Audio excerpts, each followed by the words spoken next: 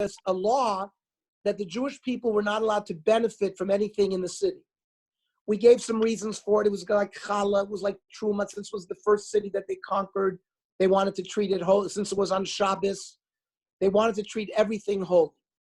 Now, there is a transgression in the Torah called me'ilah. Me'ilah is when somebody consecrates, designates an object to the Beis HaMikdash, whether it's an animal or he can donate money. So you're not allowed to benefit from something that belongs to the Beis HaMikdash. If you do, you're over the law of Me'ilah. Me'ilah, you have to bring a korban asham. You have to pay back 120%, means 100% of the value and 20% fine. So here it says, Vayimalu Bnei Yisrael me'al ma'al b'cheret. Bnei Yisrael is committed me'ilah when Vayikach Achan ben Karmi ben Zabdi ben Zerach lemate Yudah min acherem. So one Jew, Achan, we're going to see, he took something from the Joshua, from the spoils of Yericho. Because of that, it states all of Bnei Yisrael did me'ilah. And by Charaf Hashem b'Bnei Yisrael, because of the act of me'ilah, because of the violation of the rule that Joshua told, and only one person violated, Hashem got angry. Now, we're going to discuss that at length as we go through the parak. So, for example, just very quickly, the Malbim says, Ki kol Yisrael kshurim keguf echad. The Jewish people are one, like one body. Ad shekol ish v'ish mehem yichuso laklal ki yichus ever echad min hagvia lagvia. Just like an arm or a finger of the body. So is each individual Jewish person in the nation. U'kumosher decholi ohefsed ever echad. Just like if you have an illness and you have gangrene in your foot, but that can kill the whole body. Even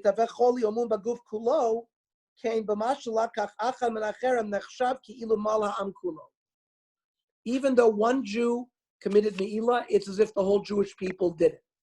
Now we'll go into later on why that should be. Says Pasuk Beis. Why does it give you the whole yichus? Over here, Achan ben Karmi ben Zavdi ben Zerach. We'll see. It's a very good question, and we'll have an answer to that. It's going to be repeated. Again, Sydney, this seems to be a summary pasuk, which basically summarizes what happens in this parak. Mm-hmm. And we're going to repeat that, and we'll see why. We'll see if we get an idea of why his yichus was given.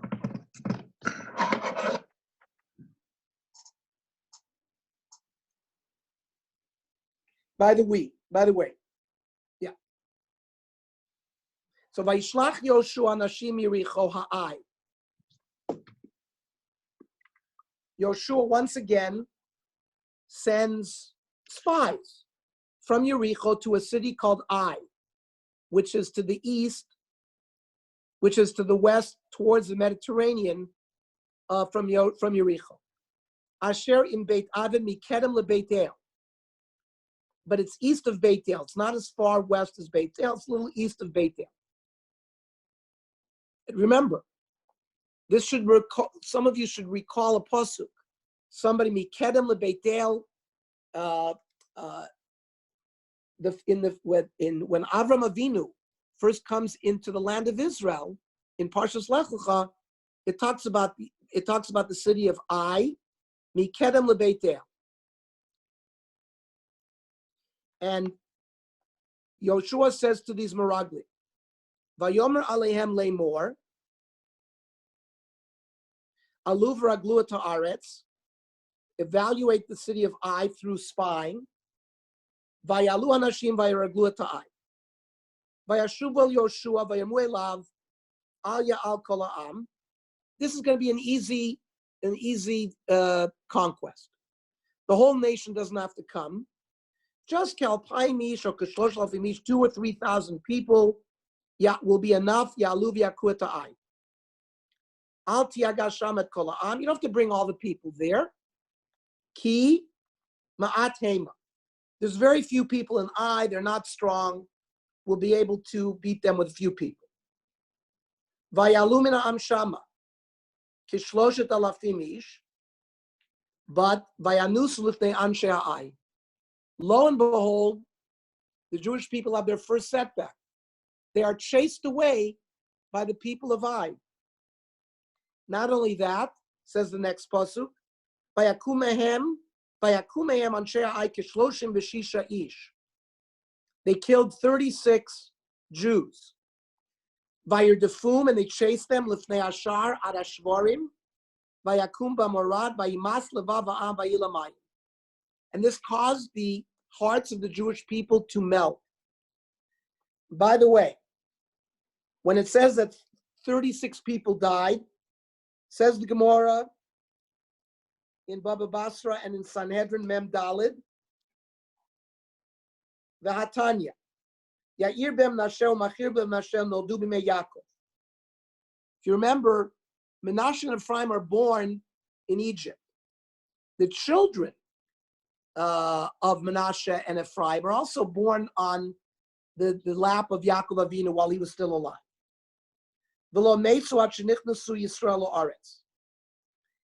And they lived through the 40 years. That means, think about it.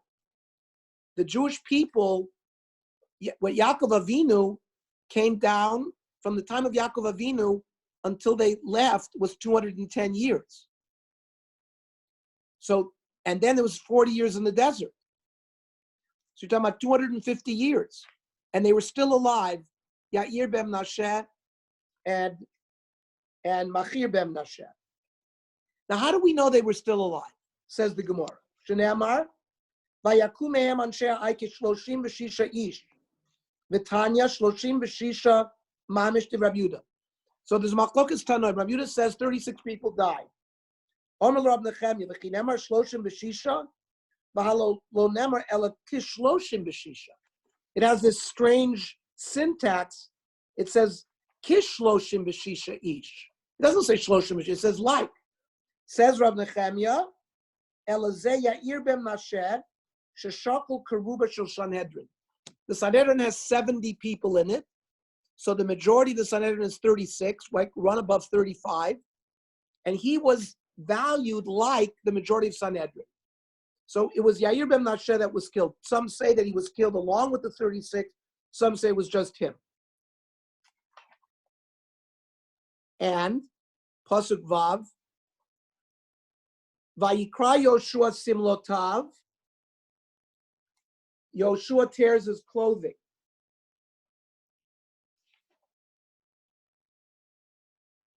Vayipol panav artza, and he falls on his face lifnei Aron Hashem ad ha'erev, and he davens in front of the Aron. Hu v'ziknei Yisrael, vayalu afar al rosham, and they put ashes on their head. They're in mourning for the fact that all of a sudden it seems like Hashem has turned against them. Says the Breishis Rabbah, Vayikra Yoshua simlotav vayalu afar al rosham, Amar Rabbi Elazar, Yitchilu maskirim zchuto shel Avram Avinu, shene'amar va'anochi afar va'efer. Avram Avinu said, I am like ash and dust. Omru klum bona mizbeach Avram ba'ai, ela b'shvil shlo yitlu bonav ba'ai. That Avram Avinu built a mizbeach, bein beit el uvein ha'ai, that's the pasuk in Lech Lecha, bein beit el uvein ha'ai, that mizbeach that Avram built all those years before was to protect Klal Yisrael when they came to Ai, and that's they tried to be merachem schus. That's part of the tefillah of Joshua now, in terms of what's happened to them. Vayomer Joshua, aha, ad Hashem Elokim, lama avarta avir et amazet hayarden. Why did you even bring the Jewish people across the Jordan River? Latet otanu biad Amori lavidenu, that we fall into the hands of the Amori. V'luhu alnu v'neshe be'eva yardin. Says Joshua, alavai, says Rashi, nimlachnu lashevet be'eva yarden mizracha be'eret sichon v'og shenich b'shakvar. We should have stayed on the east side of the Jordan. This seems to be reminding us a little bit Now Moshe Rabbeinu also complained. Lama harayosa la'amazeh, right? In Mitzrayim. I'm reading from Rabbi Hattin. Joshua's words are defeatist in tone. They recall long forgotten events that have been expunged from Israel's collective memory. The last time we had seen him tear his clothing in mourning was when Moshe sent out the Meraglim, and when 10 of those spies returned with a bad message, only 2 members of the group opposed them, Joshua and Caleb. But realizing that their words of encouragement could not stem the people's panic, Joshua and Caleb, what did they do? They tore their garments. When Moshe and Aaron fell down upon their face before the whole congregation of Israel. Moshe and Aaron are vayipol panav, and Joshua and Caleb tear their garments. So this is a recapitulation of what happened 40 years before, or many years before.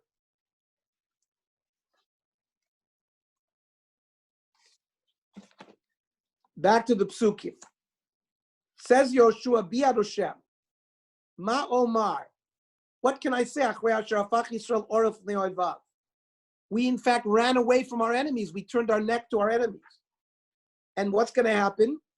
V'yishmu Knani, the rest of the Canaanite nation, v'chol yoshvei haaretz, and the people who live here, v'nasabu aleinu, they will attack us, v'chritu et shmeinu min haaretz, and they will wipe out our names. U'ma ta'aseh l'shemcha gadol. Says Rashi, hamishutaf bishmeinu. We have the same name of Yisrael. The name of Hashem, El, is in our name. Kisarisa Elokim, the Malach told Yaakov after he fought the angel of Esav that your name is like the name of Hashem. Says the Maharal, Eitzel Yisrael, this is from Netzach Yisrael. Eitzel Yisrael Lashon Shomor Sheyesh B'minyan Eloki Shari B'shvil Ze Nikra Yaakov B'Shem Yisrael. Sarita Elokim Im Anashim. So Yoshua is trying to point out that this is we are meshutaf with you, Hashem. And there's, as another pasuk is going to see, Yoshua is like almost telling Hashem that your name is going to be diminished if this gets out, that we are going to fall against our enemies.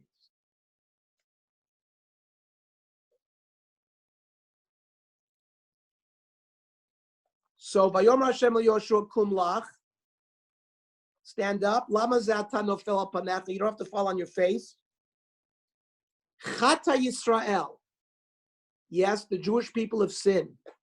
V'gam avru et briti, asher tziviti otam, they went against my covenant. V'gam lakhu min acherem, they took from what they weren't supposed to take. V'gam ganvu, v'gam kichashu, v'gam samu bichleya. So we see this concept that even just one person sinned, it's all of Klal Yisrael suffers. And let's read the following Gemara from Sanhedrin. Ma'aseh bar Gamliel she'amar, hashkimu li shiva dayanim la'aliyah l'shem ibur hashana. Bar Gamliel asked for people to come up to an attic to calculate the new year. Hishkimu matzah shmona. Instead, he only found 8. One of them, miu she'alo shelo b'shut yeri. He said, whoever is not invited here should leave. Omad Shmuel v'Akotan v'Amra aniu shaliti shelo b'shut. Shmuel HaKotan took the blame, but he was not really the person who was not invited. But he wanted to spare embarrassment to the person who really was not supposed to be there. But he said, Aniu shaliti shelo b'shut. I wanted to learn. Now, and says the Gemara,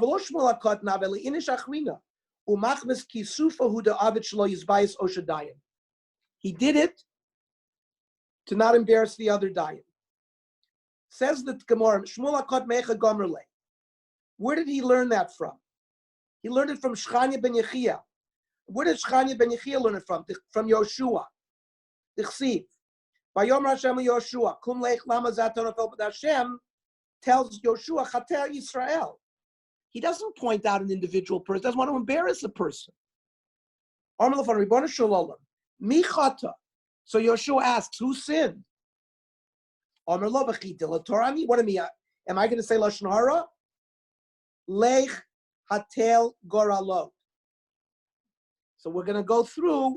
Yoshua is given a command to make a lottery. But from here we learn tremendous musar.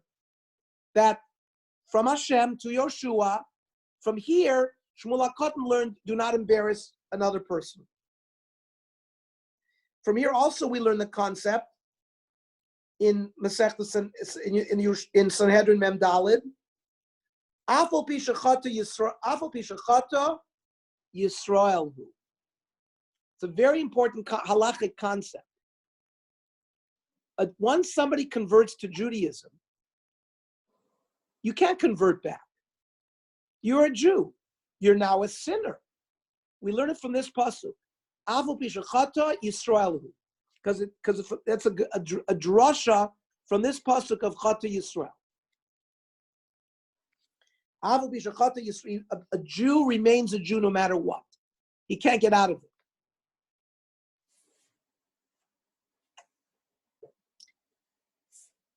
Back to the psukim. V'lo yachlu b'nei Yisrael hakum lifnei oivehem oref, yifnu lifnei oivehem ki hayu lecherem, lo osif liot imachem im lo tashmidu acherem mikir b'chem. Hashem says, unless you identify who did this, and unless you destroy the cherem, I am not going to be with you. Kum kadesh sa'am, the amarta iskach lamachar, prepare for tomorrow. Ki cho amar Hashem Elokei Yisrael cherem b'kir b'cha Yisrael. You have cherem. You have something that was stolen that wasn't supposed to be taken. Lo tuchal lakum lifnei oivecha ad hasirchem acherem mikir b'chem. Until you remove the cherem. Does anyone have an art scroll, Tanakh? Navi? Yes. Yeah. What's cherem? Cherem is that which is I know what it is. Excommunicate. That's which was taken. I'm going to hear what the art scroll says. Consecrated property. Transgressor. Yeah. Is transgressor. No. Like what Bernie said. Consecrated property. Yeah. Cherem. Here, consecrated property there. Not wholly consecrated. Opposite. of wholly But remember, No, Yoshua created the cherem.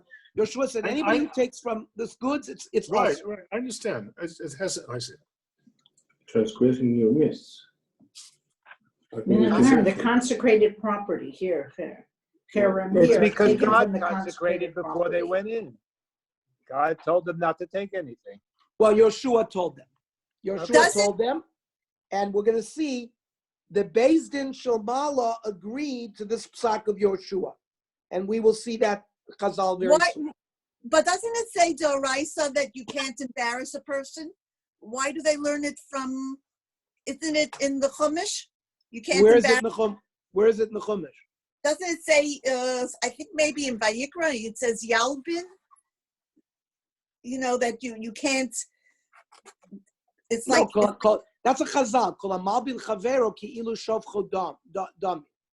We learn from different drashas that you can't. It's worth to embarrass somebody, but this is one of the places that we learn. It's not the only place, but from this place, like I read the chazal. I mean, this is an example of it. Not only is it an example, it's one of the limudim for it. Yeah. From Yoshua, from this mice of Yoshua, when HaKadosh Baruch Hu did not himself point out who the sinner was. We learn it from HaKadosh Baruch Hu's dialogue with Yoshua. Because Yoshua is not going to, Hashem is going to tell Yoshua to make a goral. And it's going to be picked through a goral. But he's not going to be a dilator. A dilator means an informer. Mm-hmm. By the way, there is in the Torah, if you remember, Moshe Rabbeinu is upset because he sees Dosan Vavira. And he says to Hashem, why are you, he says to Hashem, there's a Rashi there that calls Moshe a dilatorin. Hashem doesn't want a person to inform on other people. Right. Masa. So this Moshe. is another one of these. Mosa. Correct. Did the person who took the items, did other people know that he took them? Was it obvious? Good question. We'll get to there. We're gonna. If you remember, the first pasuk that we learned today is a summary. Now we're getting the details. Uh-huh. So Kichom Hashem Lokei Yisrael Cherem B'Kirbecha Yisrael Lo Tuchal Lakul U'Tovecha Nasirchem HaCherem B'Kirbechem V'Nikravtem B'Boker L'Shiftechem. You will all line up shevet by shevet. V'Haya shevet Asher Yilkedenu Hashem Yikrav LaMishpachot. Each shevet will pass by. There's a machlokas whether they pass by the Aron or whether they pass by the Choshen, where the names of the Shvatim would light up, or it was like a force field that whichever you couldn't move. If as you walked in front of the Aron would trap you like a force field. That's what's the pshat. Asher Yilkedenu Hashem Yikrav LaMishpachot. And then each shevet, as we go through the census in Parsha Bamidbar, Parshas Pinchas, why was it we say Mishpachas Hakati, Mishpachas Amrari, Mishpachas Hagershuni? So each Mishpacha would walk. Asher Yilkedenu Hashem Tikrav LaBatim. Then each Mishpacha is divided into various houses. The Habayit Asher Yilkedenu Hashem Yikrav LaGvarim. So slowly there would be a winnowing down which shevet, which mishpacha, which bias, and then finally which person. Hashem now is continuing to tell Joshua, V'hayan ilkad b'cherem yisaref ba'esh. Whoever is found to be the culprit will be burnt. Also, that's called asher lo, him and all of his possessions. Ki avar brit Hashem v'chiasan v'alav Yisrael. And that's going to be his punishment. Vayashken Yoshe Baboker Vayakrevet Yisrael Shvata. So they woke up, the Shvatim get together, and Vayilaket Shevet Yehuda. So the Yehuda Shevet is the one that is trapped first. Rashi says Vayakrevet Yisrael Lifnei HaChoshen Mokum Shashvotim Ksuvim. Umasr LaKodesh Baruch Hu Siman Shashevet Shechata Avno Keya, the Kaso Avno Shel Yehuda, that the stone would light up. And then there's another pshat that says that the Aron sort of trapped them in a force field. Ernie, Yeah. didn't they have the Urim V'Tumim? That's what we're talking. That's the Choshen and the Urim V'Tumim. That's what I'm saying. So why couldn't the Urim V'Tumim right away? Why couldn't they go to the Urim V'Tumim? Why did they have to line up everybody and do all that stuff? Well, the Urim V'Tumim is in the Choshen, and that's the Urim V'Tumim in the Choshen, which has stones which light up. That's as they walked. That's how they knew. Oh, it lighted up with Yehuda. That's according to this pshat of Rashi that it was the Urim V'Tumim. According to the pshat that it was the Aron, they were sort of frozen there. So was the Kohen Gadol, was it Elazar who was wearing the Choshen? Yes. Yeah. Yes. Okay. One of the Shmona Begadim that the Kohen Gadol wears, as opposed to a Kohen Hedyot, includes the Choshen. So it's only worn by a Kohen Gadol. Now we're going to have other examples in Shmuel that they had the Urim V'Tumim, and it seems like without the Kohen Gadol there. So we'll leave it to them. Here it doesn't say that the Kohen Gadol was here, but let's assume that the Kohen Gadol was involved. Then it says, Vayashken Yoshua Baboker Vayakrevet Yisrael Shvatav Vayaket Shevet Yudah. Vayakrevet Mishpachat Yudah Vayakodet Mishpachat Hazarchi. Right? Rashi says, L'garal echad karev rosh mishpacha. Adam echad mikol mishpacha. One person for each family. והטילו גורל על מי ייפול. ואחר כך על כל בתי אבות של אותה משפחה. ובא אדם אחד מכל בית אב לגורל, ואחר כך באו כל אנשי יהושע הבית. So they weaned it down, family and individual family. So then ויקרב את משפחת הזרחי לגברים, וילקט זבדי. So whoever asked the question, why were we given the yichus? Because we had to know he was from Shevet Yudah, from Shevet Hazarchi, Mishpachat Hazarchi. The Batei Av was Zavdi. Vayakrevet Beitol Gvarim, Vayilaket Akan ben Karmi ben Zavdi ben Zerach Lamate Yudah, and that's how Akan was found.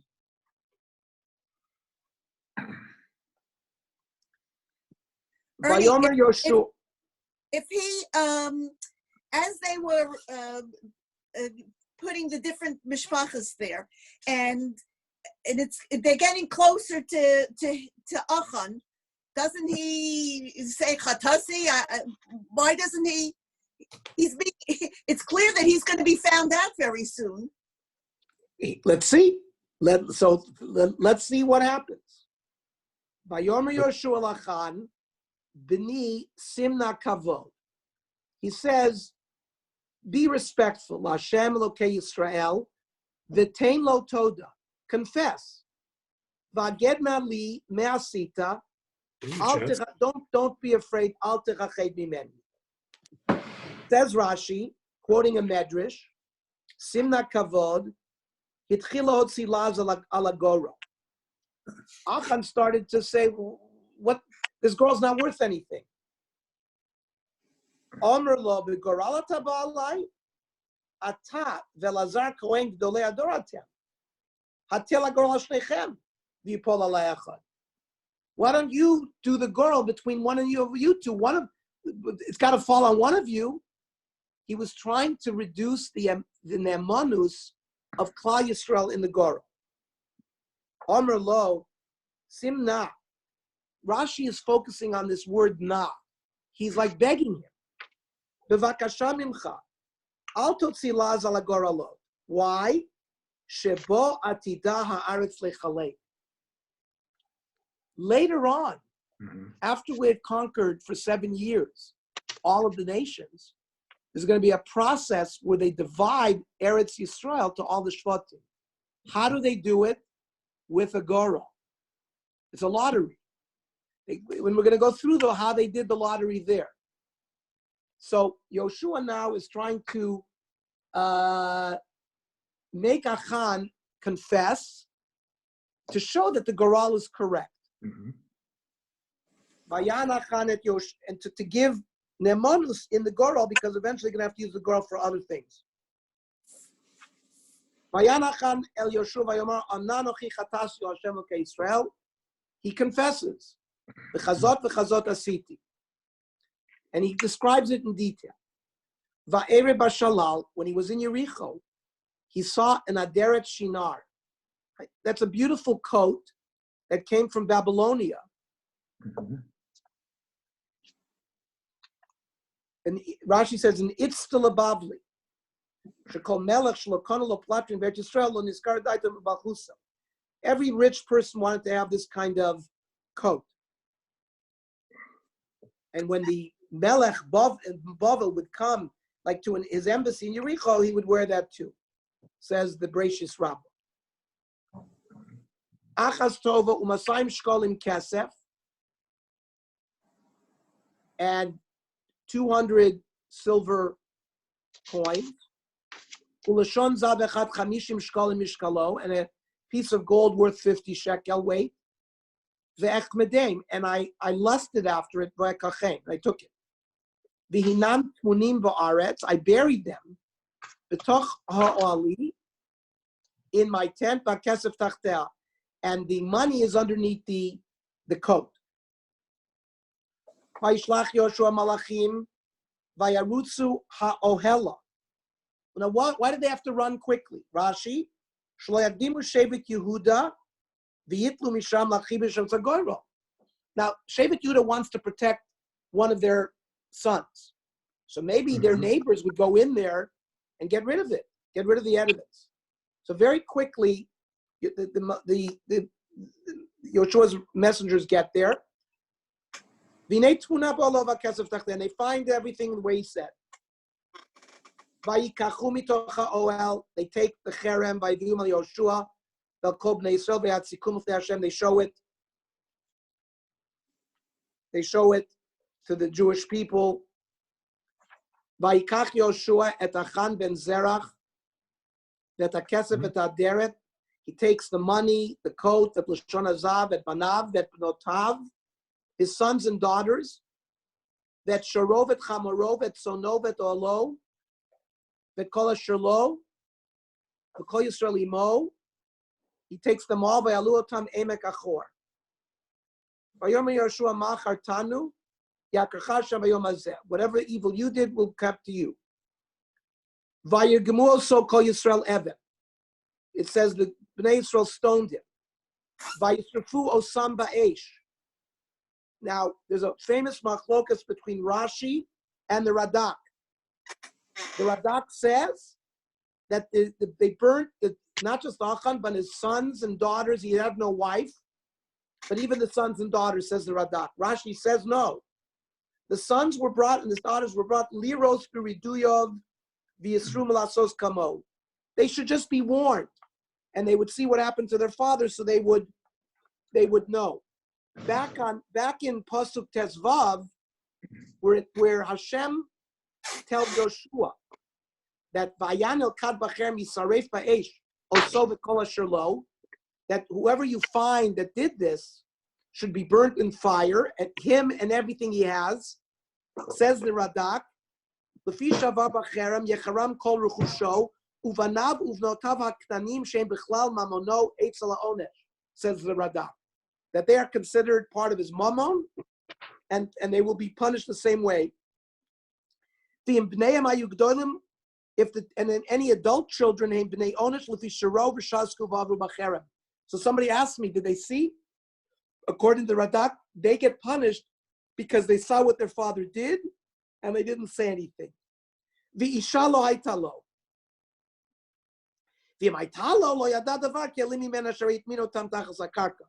But he says if he had a wife, maybe she would not have been involved, because you see, he buried it. Maybe he was trying to hide from his wife.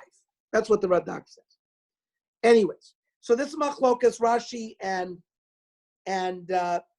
it's based on a Gemara in Sanhedrin. Armele Reish Kalus Ravuna Ksiva Ikach Yoshua Achan ben Zarach Bet Banav Bet Notav Im Huchata Banav Notav Machatu, says the Gemara. If he sinned, what did they do? Armele V'Letamech Im Huchata Kol Yisrael Machatu Ichsiv Kol Yisrael Imo. We go get back, but then why blame it on all Yisrael? Elalir Dosan Ulaziran Shloyasu Kamase Achan. The Bnei Yisrael are brought there, and the children are brought there just to teach them a lesson. Be careful what you do in the future. Says the Radak, what's this? First they stoned him, and then they burnt him. If they burnt him, what was the purpose of stoning him? Right. So haroy l'sreifa, haroy l'skila says Sanhedrin Memdal. Why? Because remember, what day did they conquer Yericho? Shabbos. So how did he carry this material to his tent? He carried on Shabbos. If you violate Shabbos, what punishment do you get? Skila. Yeah. So he was royal skila for violating Shabbos. And Hashem said, whoever did the cherem is going to get burnt. So his only he got skila and burnt. Everything else just got burnt. Vayakimu alav galavanim gadol ad hayom hazeh. And over where this happened, they put a mound of stones. Vayoshev Hashem echaranapo. Whatever this process, whatever happened here, Hashem calmed down. Alken kar Hashem v'kamu emek achor ad hayom hazeh. So this is a really amazing perek. I wanted to read the following.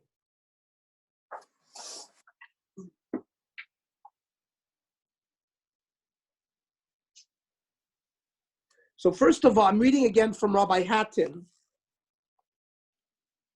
Yoshua's concluding invocation of God's great name indicates that his deliberate references to the spies carries other connotations besides hopelessness.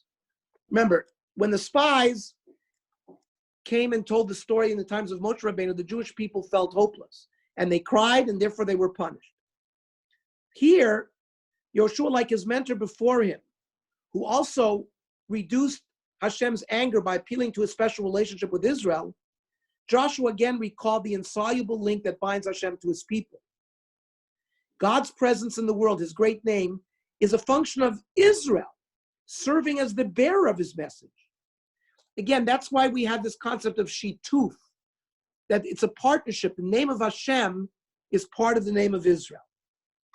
If Israel disappears, then there's no one else to champion the exalted cause of ethical monotheism. No other nation to proclaim Hashem's oneness or the absolute morality that is necessary and most important corollary.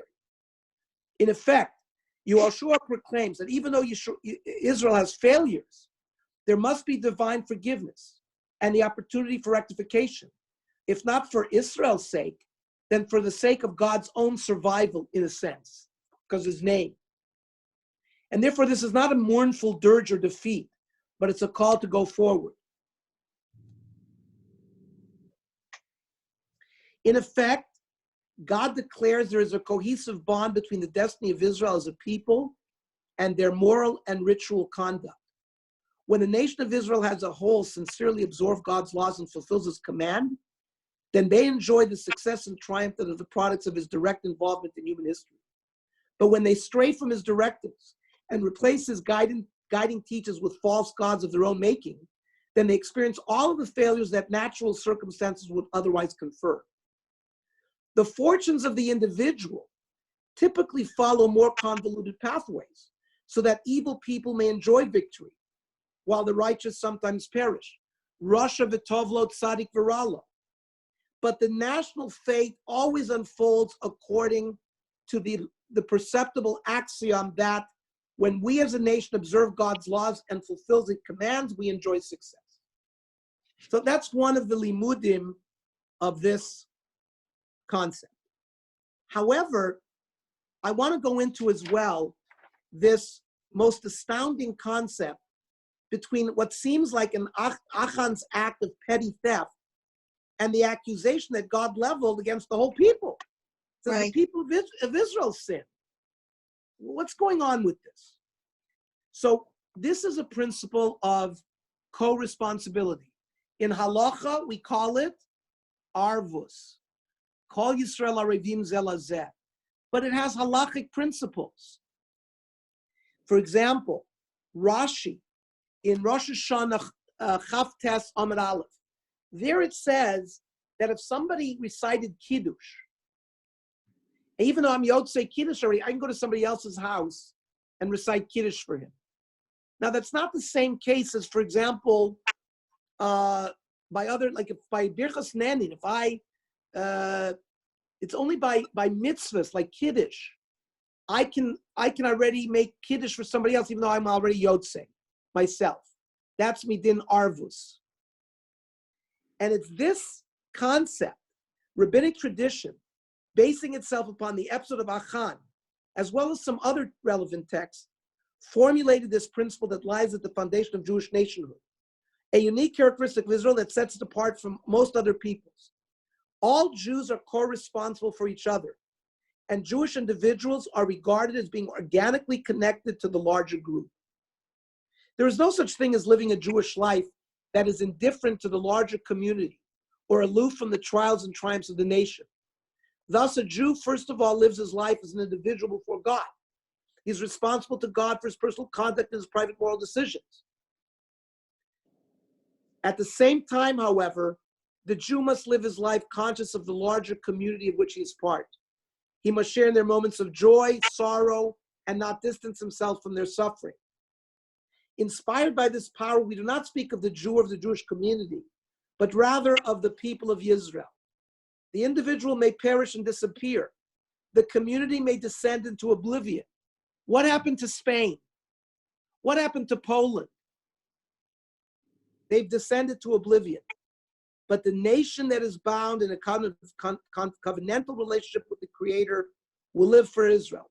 As it says in Shmuel, Netzach Yisrael lo yishaker. So during the long centuries of exile, the Jewish people were dispersed to the four corners of the globe so that they came to adopt the culture and speech of the people among whom they lived. And of necessity, their own national identity became subdued. Nevertheless, the deep-seated concern of the Jew for his far-flung brethren, in spite of being separated from them by great geographic distance, language, or custom, is a powerful indication that the ember of nationhood still burns brightly in the Jewish heart. This is the lesson of Achan's downfall. All human acts, whether of omission or commission, whether of good or evil, whether of greed or love, impact upon the larger familial, communal, national, and even global reality. It's not just enough to mourn over Achan's tragic end. Maybe his children were killed with him, they were not killed with him, to bewail his cruel fate and the unfortunate circumstance of his being caught. Rather, like Joshua and the people of Israel, we must take away from his cautionary tale the precious gift of living our lives with an awareness of others, with a consciousness of the community and nation that are affected by our deeds, and that by the immutable laws by which God governs the world, affect us as well. I think that's a nice. Ernie, if I may interrupt, I think there must have been, like Ellen's asked earlier, didn't people see? Didn't they? I think there must have been other people who have saw this and didn't say anything. I think it Johnny, was if that more was one if individual. Johnny, if that was the case, Chazal would have told us that. It's a stronger limud here. It's the concept of that one person in Klal Yisrael. That's Chazal learned it from Achan. That one person in Klal Yisrael affects all of Klal Yisrael. Ernie, but Ernie, It's very hard to understand. Ernie, Yes. Ernie, but did he get when they were warned this? Like, did everybody got this warning? In other words, you can't put somebody to death without a warning. Of course they were Without warned. witnesses. Yes. And where was the ADUS? Yeah, the In witnesses. other words, you needed a warning and you need ADUS. So you're saying from the Psukim there was no ADUS and they needed to get the Urim V'Tumim. This is not a din in Bezdin. A din in Bezdin, you need edus. Here Hashem told, first of all, Joshua is the one who came up with the cherem. Hashem agreed to it. I have a chazal where there are three places, three makomos where Bezdin Shalmala agrees with Bezdin Shalmata. So Hashem agreed with the cherem. And then they didn't use edus, they used supernatural events. They used the Aron and the Urim V'Tumim to identify. That's not how we do it in Bezdin. We do it in Bezdin with warning, you need Asra, and you need edus. But that's not how this was done. Yeah, but we know that it's lo b'shamayim here, that we don't have that kind of a concept. Where do you have that concept in other places? But we don't have that concept by us in Bezdin. Of course not. No, but where do you have that concept that you made somebody guilty by Shamayim? This was Mina Shamayim that he was guilty. Nobody saw him. Nobody saw. You're saying that nobody saw him. That's what Johnny asked you. So nobody saw him. So you didn't have an Adis. So this is Bashamayim. But we don't go Bashamayim. We don't usually. The guy is Chayev. He would be Chayev Kares or something like that. So they warned him. You don't do that. But he did it. There was no Adis. So where do we have that? We don't have that concept anywhere in the Tanakh where somebody did something and HaKadosh Baruch Hu intervened and said, okay, you're Chayiv Misa and you Chayiv Misa B'dei Anashim. In other words, you're not Chayiv Min HaShamayim, you're Chayiv B'dei Anashim Achirim. It's a strange concept. It's certainly not the regular. It's not the regular dinim. It's not the regular din in Bezdin. Of course not. You have to learn the Gemara and all the Meforshim on this story.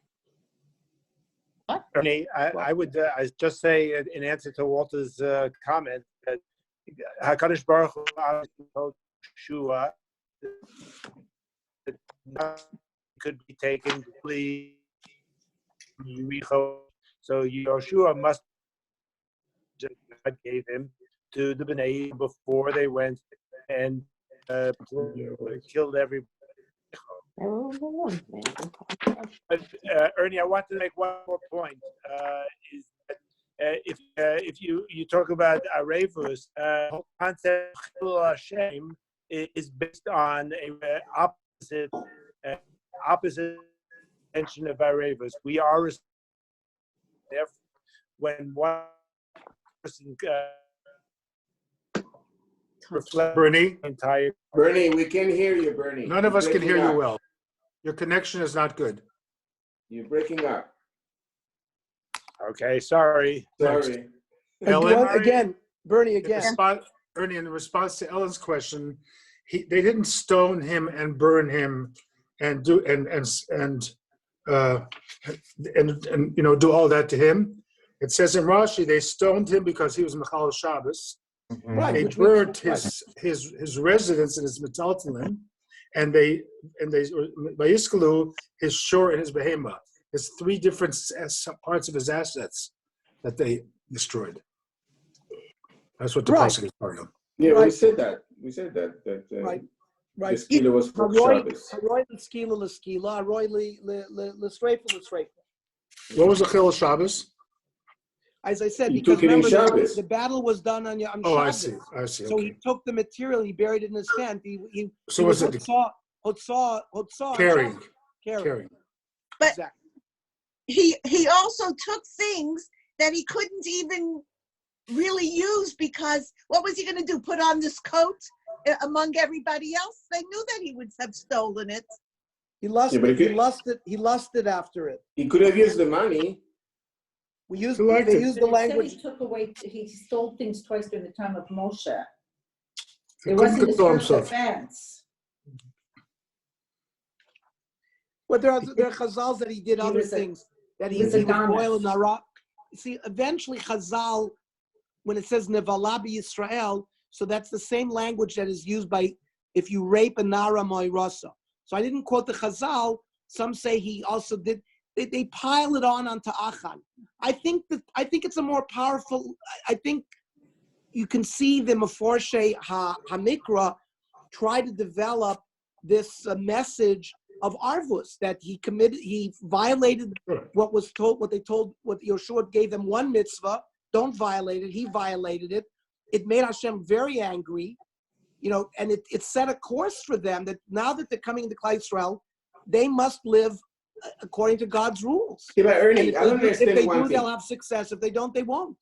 Ernie, part of the Arvis is that you are part of the thing, the same tribe, okay? And if you see someone doing something wrong, you warn them, you go over to him, you tell him, and that's how you are an Arv for somebody else. But if nobody knows somebody did something, how can you blame everybody else? I mean, the whole concept to me is very, I don't understand it. If people knew. This extreme event taught them the concept of Arvus. Now they know we are co-responsible with all our fellow Jews. And there was a bris in Arvus Moab about that, and now they failed again. And these are the lessons that they have to learn as they now come into Eretz Yisrael. That they have to have Arvus, and the possible consequences are grave. Granted, that's if you know something happened. And that's why I think that even though Chazal didn't say, I would think that people saw what he did and did not come forward. That's my opinion on it.